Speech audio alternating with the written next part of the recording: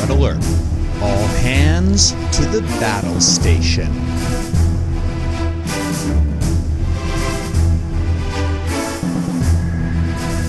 Hello everyone, and welcome back to another episode of Battle Station. I'm your host Tucker, and this episode is going to be a little different than the usual. Rather than focusing on one ship in a vacuum, I'm going to talk about an entire category of ships and then build one as an example. Before I do that, though, I want to give you all a quick heads up. The schedule for Battle Station on first and third Sundays was always very tentative, and for reasons that you shall soon know about, that shall soon become public, I'm going to have to switch it to second and fourth Mondays, releasing at midnight Pacific. So that's why this episode is maybe a little earlier than expected. But let's get back to the topic at hand, which today is going to be what we in the competitive community call support ships. What is a support ship? This is a question I actually get asked pretty frequently, but in order to answer it, I actually need to talk a little bit about the history of competitive attack wing. So bear with me as I go through this. So when attack wing first started out, Star Trek attack wing, the tournament format was simple. Your fleet had to be 100 points, period, that's it. And in general, this wasn't something that people had trouble filling out. You had ships in the starter, roughly 20 to 30 points on the high end of that. So you take a couple of those and throw on some good upgrades, your Taurus, your John Luke Picards, and call it a day. There are a few swarm fleets out there with the introduction of some cheaper ships in Wave 0. Admiral's orders led to some variations, but basically the idea was that if you have a ship, it's intended to serve in a frontline combat role. But then Wave 1 happened, because Wave 1 brought with it the game changer we all know today as cloaked mines. So suddenly the question isn't how many, combat capable ships can you fly, it's how many copies of cloaked mines can you run. Now obviously this wasn't universal, but this was a very popular strategy, and one of the best ways to get cloaked mines in the fleet was actually the ship it came on, the IRW Praetus. There's a 14-point Romulan ship with 2 tech slots. So basically, you'd have the Praetus carrying 1 or 2 copies of cloaked mines, and then the rest of your fleet doing whatever. Because remember, this was a time when tech slots were still relatively rare on ships. This led to the idea that a ship of fewer points could be valuable in a fleet for essentially non-combat purposes. Then Wave 4 rolls around. So we get the Borg, we get Voyager, and we get Dreadnought builds. For those who don't know, that's a build where basically the fleet is all in on one huge ship. So combined with flagship and sideboard resources, both of which were still in play at the time, the game incentivized building that one big ship heavily instead of multiple smaller ones. But even with those resources, it was very frequently the case you couldn't fill out a 100-point list with just one ship, even on a tactical cube, which was the most expensive ship in the game at that point. Plus, several captains, the most famous ones probably being Martok 8, which grants a free action to a lower skill captain, and Denatra, which grants a free attack die to all ships in range 1, were released that had these sort of friendly bonuses to nearby ships. So what a lot of players wanted was a cheap ship that could carry a captain like that and or a set or multiple sets of Romulan cloaked mines while costing as few points as possible. They went back to a ship from Wave 0, the Romulan Science Vessel, the generic one, a 12-point Romulan ship with a tech slot. That's all they needed, because the Romulan Science Vessel was actually really good at this job. Unlike the Praetus, the cloak doesn't damage itself, so cloaking and sensor echoing around the board to ensure the bonus from Donatra or Martok was always positioned correctly was the order of the day. It helped that a lot of players actually already had one, because attack cancellation was a thing at the time, and Varel comes on the Romulan Science Vessel, the Apnix specifically.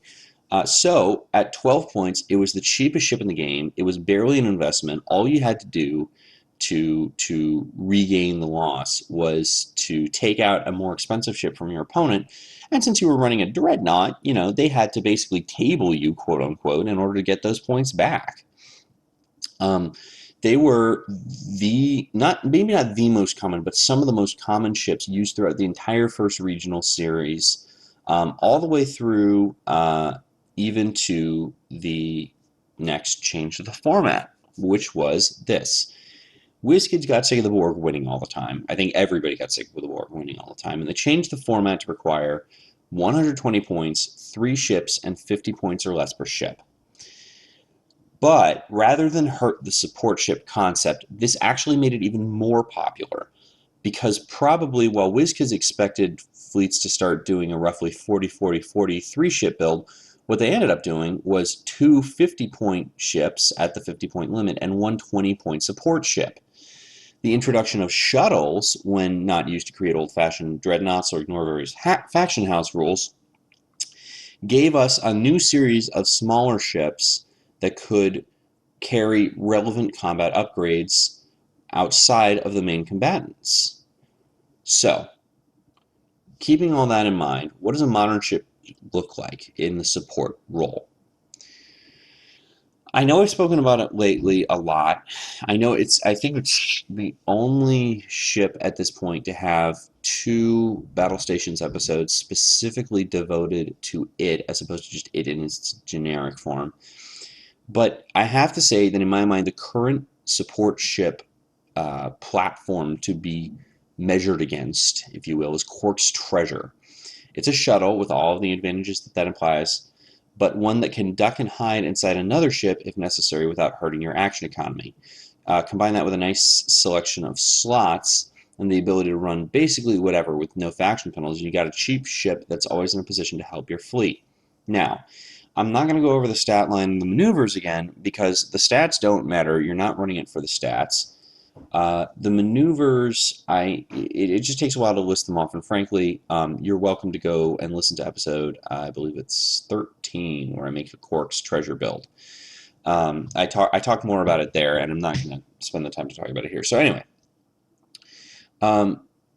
ultimately, the next question is, what goes on a support ship? Well, the days of Martok and Donatra are probably mostly behind us.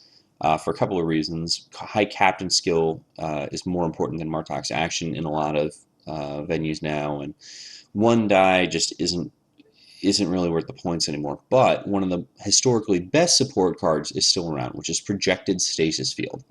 It's a Klingon tech upgrade, costs 5 points base. It disables an opponent's shields and prevents them from attacking, all at the cost of the action.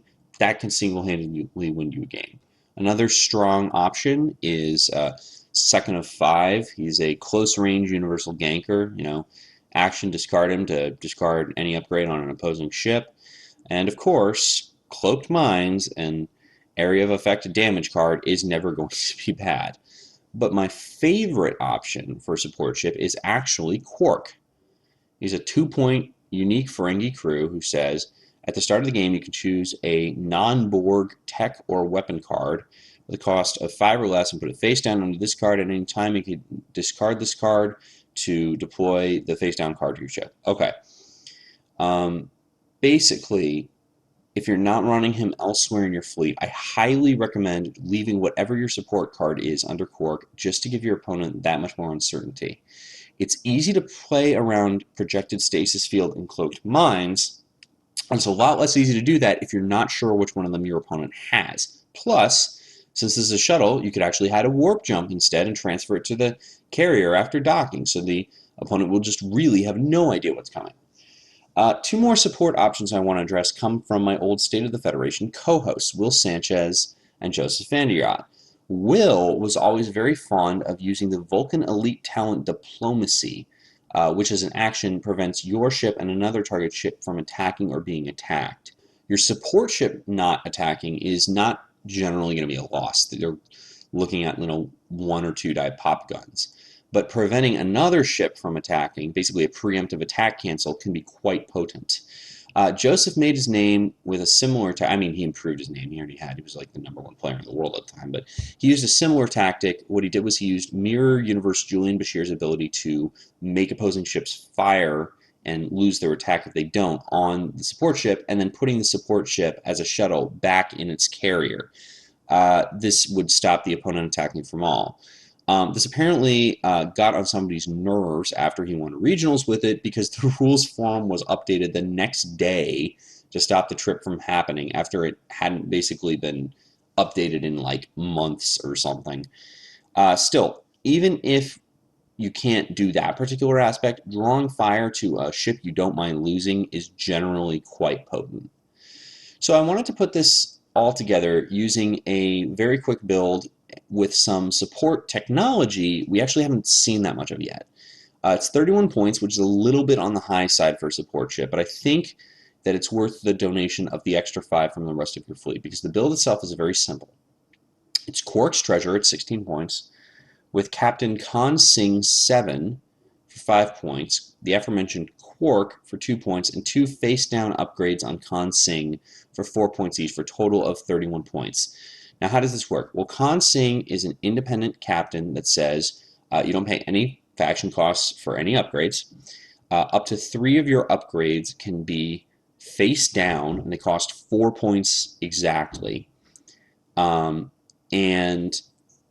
you keep them face down until you use them, basically, and then when you use them, you flip them face up immediately. So the idea here is basically Quark taken to its next logical extreme, which is if you don't know what I have on my support ship, I have a huge tactical advantage over you, because you have to play around all the options. Quark is good because it gives you a wide variety at 5-point weapon or tech, but Khan says I can have whatever. You have no idea what I have. I can just have anything I want. So what is under Quark and Khan in this build? That is entirely up to you. I think I've given you a nice list of options to choose from above, but it really could be anything from 3 Cloaked Mines to Bashir 2nd of 5 and projected Stasis Field. Think about how hard that difference is going to be to play around. Even if you see an elite talent, it might not be diplomacy. It might be I stab at thee to punish opponents for trying to blow up your support ship. Pick your own set of upgrades and have fun, or try not to sweat too much while you figure out what your opponents picked when they run this. I know this isn't really the typical Battle Station episode, but I hope you all enjoyed it anyway. If you did, please consider writing a kind review on iTunes to let folks know that you enjoyed the podcast. I'll see you in 2 weeks, and you should have some pretty interesting news to talk about by then. But for now, stand down, Red Alert, and secure from Battle Station.